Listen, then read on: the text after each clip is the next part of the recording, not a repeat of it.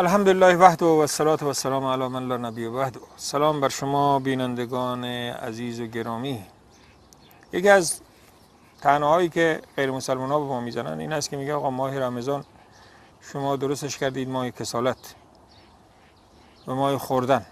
حبیب بورقیبه رئیس جمهور اسبق کشور تونس حتی مردم گفته بود آقا ماه رمضان شما روزه نگیرید، میگه به اقتصاد کشور ضرر میخوره چون که کار میگه نمیکنیم. طبعا اگر کسی چنین میکنه که کارش درست نیست، یعنی ماه رمضان رو تعطیل میکنه، تمام روز میخوابه و تمام شب میخوره، نمیگیم که حالا حرومه، خدا بهش توفیق داده، پول داره، مثلا نیازی به کار نداره، منتها این کاری نبوده که پیامبر انجام میدادن. حضرت اسامه بن زید گفت یا رسول الله من میبینم که شما همیشه روزه میگیری دوشنبه و پنجشنبه، برای چی؟ گفت در این دو روز عمل انسان به خداوند عرضه میشه. حالا چه جوری؟ خداوند که همیشه ما رو میبینه، همیشه از اعمال ما خبر داره، یه دو روز خاصه حتما. گفت من دوست دارم وقتی که اعمال من عرضه میشه در به اصطلاح روزه باشم، یعنی در بسته‌بندی شده باشه با روزه، یعنی عمل رو به خاطر اینکه اعمالش عرضه میشه روزه میگرفته. یعنی روزه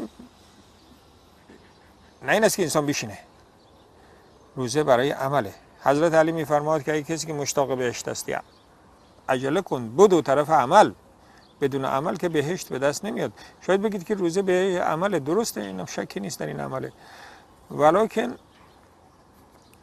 حالا یکی بره اعتکاف کنه شب روز بخوابه، خب بابا به اعتکاف کردی در اون 4 تا کار دیگه هم انجام بده، نمازم بخون، تلاوت هم کن. بعضی از کارهایی که ما توی ماه رمضان هستش برای شما میگیم، البته بعضی رو شما نمیتونید انجام بدید ولی نیت که بکنید با نیت هم اجر میگیرید. حضرت پیامبر یک باری به یکی از زن صحابیه که حالا اسمش یادم نیست گفت که فلانی تو چرا با ما حج نیامده بودی سالی که حج رفتن؟ پیامبر ما یک حج انجام دادن دیگه. گفت یا رسول الله، اون واقعا شتر مثل ماشین بود. گفت یا رسول الله ما 2 تا شتر داشتیم دیگه، یکی رو پدر بچه‌ها با پسرم رفتن، یکی هم که زمینای ما رو آب میداد، من چطوری میرفتم؟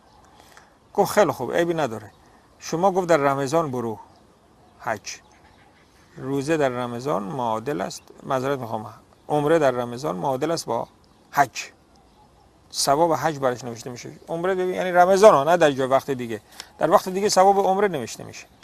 پس یکی از برای همین است که رمضان ها مثل حج شلوغ میشه مردم در مدینه. ولی من شنیدم که مردم در از ایران کسی در ماه رمضان اصلا بسته میکنه دولت، نمیفهم چرا این کار انجام میده در حالی که ثواب خاصی داره، اصلا علتش رو من نمیفهمم. دیگه چیزایی که در ماه رمضان خیلی ثواب داره دادن صدقه هستش. پیامبر میفرمود همیشه صدقه میدادن، اما میگه از نسیم بهاری، راوی میگه در ماه رمضان میگه از نسیم بهاری هم ایشون میگه بیشتر بخشنده بود، یعنی در اون ماه بیشتر میداد. و خود ایشون هم وقتی که روز عید شد برای زنا سخنرانی کرد، گفت ای زنا شما صدقه بدید، صدقه بیشتر اهل جهنم رو از شما دیدم. گفتن یا رسول الله مگه ما چیکار کردیم که باید بیشترین اهل جهنم باشی؟ گفت شما 2 کار میکنید، یکی لعنت میکنید، یکی اینکه ناشکری شوهر رو میکنید. صدقه بدید که به اصطلاح چون صدقه سپر دیگه از آتش و گناه ها پاک میشه. پس صدقه دادن در ماه رمضان هم از کارهای خوبه. یکی از کارهای خوبه دیگه این است که انسان زکات چی بده، مردم رو دعوت کنه به افطار. ببین در ماه رمضان انسان خودش خسته است، یعنی نه کار باید کرد، باز یکی دیگر هم دعوت کنه مشکل میشه. ولی با این وجود پیامبر فرموده است که اگر کسی روزه‌داری رو روزه بده اجرش میگیره. یعنی چی؟ یعنی روزه‌دار روزه خورده، شما افطار کرده، شما اجر او رو میگیری، چقدر که ثواب برده از اون روزه خودش. این همه اهل خانه میگیره، زن که کار میکنه، مرد که پول آورده، غذا آورده به اصطلاح باش نشسته، همه این ثواب رو میگیرن. فکر نمی کنم که این چیز کوچیکی باشه. پس در ماه رمضان سعی کنید دعوت کنید، یا اگر دعوت نمی کنید این براتون سخته، غذا بدید. این میدونی از بزرگترین ثواب است. خدا به منم توفیق بده. نگهبان فلان اداره است، مثالی کسی هست که از شهر خودش دوره، یه دی هستن برای شما این خیلی عادی معلوم میشه، اما برای اون شاید که خیلی باز اصلا شما به یک نفر که غذا میبری میبری اون میگه این به من توجه داره، این یک فایده دیگه از اون، خوشحال به این میشه که منم یک آدمی هستم که مردم به من توجه میکنن، نگهبون جایی هست یا هر کس که هست. یادتون باشه این نمازها در مسجد هم یکی از عبادت‌هایی است که باید تو ماه رمضان انسان از دست نده و خانم‌ها در اول وقت حداقل بخونن که ثواب کامل رو بگیرن. و تلاوت بخشی از قرآن روزانه هم از اعمالی است که باید ما در ماه رمضان انجام بدیم و صبح یک هدف درست کنیم که آقا من این اعمال صالح رو میخوام انجام بدم. حالا اگه انجام ندادیم در ماه رمضان، بیشتر این اعمال هم اینجوری بذارید که در رابطه با دیگران باشه. این روزا شما میبینید که این شبکه‌های اجتماعی مردم رو بیشتر از هم دور کرده. ظاهراً میگن وسیله ارتباطی، اما ارتباطی نیست، بیشتر مردم رو دور کرده. سعی کنید که بیشتر این هدفتون هم توی اون لیستی که درست میکنید خدمت به دیگران باشه. اصل دیر این است که خدمت از دیگران باشه. حالا میگه ما هیچ کدوم از این کارا رو نمیتونیم بکنیم. این رو ابوذر گفت، از پیامبر پرسید که یا رسول الله من چیکار کنم؟ گفت فلان کارو بکن. یادم رفت گفت که اگه نتونستم، گفت حرفه انتخاب بده کن. گفت اگه نتونستم، گفت یه کسی که حرفه داره کمکش کن. چیزای شبیه به اینو. گفت اگه نتونستم، گفت که همین زبانتو نگه دار از شر، همین کافیه. اگر انسان نتونه کار خیر بکنه حداقل کار شر نکنه. این هم خودش یک کار خوب در ماه رمضانه که انسان در هدف روزانه خود بنویسه که آقا من امروز کار شر نمی کنم، غیبت نمی کنم، مثال نگاه حرام نمی کنم و یک لیست برای خودش درست کنه. اون کارا رو انجام نده هم خیلی فایده داره و میشه گفت که کار کرده. اگه کار خوب نمی کنی کار بدم نکن. کسل هستی کار بدم نکن. اما کسل هستی میای ماهواره روشن میکنی، هر شبکه رو باز میکنی که مثلا وقت بگذره که من روی افطار کنم. این خیلی خنده داره، بلکه گریه آوره.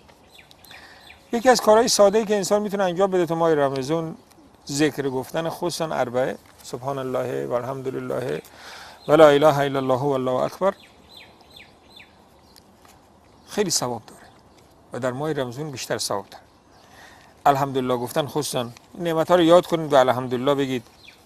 قدرت تراویح در مسجد خوندن، حفظ بدن از حرام ممکن گفتیم، نگاه، دست، پا، چشم، قلب، زبان، خصوصا این زبان، خدا من شما رو از این شر زبان نگه داره.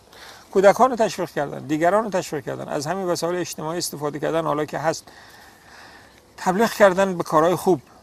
یه گروهی هستی مردم تبلیغ به کار خوب، اینطور نکن، فکر نکنی که تاثیر نداره. گاهی یک حرف اونقدر تاثیر داره که ما حدیث داریم که انسان حرف میزنه هیچ اهمیت بهش نمیده، اما در این حرف 70 سال تو جهنم فرو میره. خب برعکس چم هست که ممکنه شما حرف بزنی برای تو اهمیت نداشته باشه. من دیدم والا حرفایی زدم که برای من اهمیت نداشت، دیدم بعد از مدتی نفر میگه من به این حرف تو هدایت شدم. سبحان الله. گفتم قدرت زبان چقدر زیاده. هیچ کاری نمیتونی بکنی، تبسم که بکن. تبسم عرضم به حضور شما صدقه از خودش. درود فرستادن بر پیغمبر کار چقدر آسونیه و چقدر ثواب داره.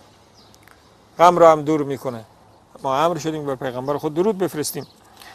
و نمیخوام همش از آخرت بگم، باز شما بگید که این دین آخرت هست، ولی یکی از کاری هم که خوبی هم که انسان میتونه بکنه این است که گاهی بره در قبرستان و نگاه کنه، برای مرده‌ها دعا کنه. اونا مختصر ما حق دارن.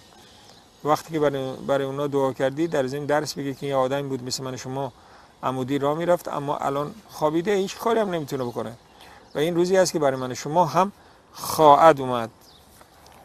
و یه کار خوبم اینه، هرچند که ما همیشه میگیم آقا قبر پرستی نه بده، رفتن به زیارت قبور بده، اما به این معنی بری که برای مرده ها دعا کنی، نه اینکه ازشون دعا بخوای. خنده داره تو میری از اون که بیچاره خودش خوابیده هیچ کاری نمیتونه بکنه دعا میخواد. دعا کنی این خیلی ثواب داره. خلاصه در روز یک کاری بکن، یک هدفی برای خودت بذار، خدا به منم توفیق بده که آقا من امروز یک کار خوب میخوام جدید شروع کنم. تصمیم بگیر، تصمیم‌ها زیاد بگیرید. اگر انجامم ندادید به نیت یک اجر میگیرید. فکر کنم که اگر انجام دادید 10 تا میگیرید به نیت. یعنی میگه آقا من امروز میخوام برم مثلا این کارو خوب بکنم، اما انجام ندادی، توفیق نداشتی، یک اجر میگیری. دیگه چی میخوای؟ واقعا دین ما آسان است. پیامبر ما فرمود که دین آسانه و من شما رو به خداوند بزرگ میسپارم. عرایض بنده تموم شد. دعا کنیم برای ما هم و همه ما با هم دعا کنیم که اللهم ربنا آتنا فی الدنیا حسنه و فی الاخره حسنه و قنا عذاب النار. آمین یا رب العالمین.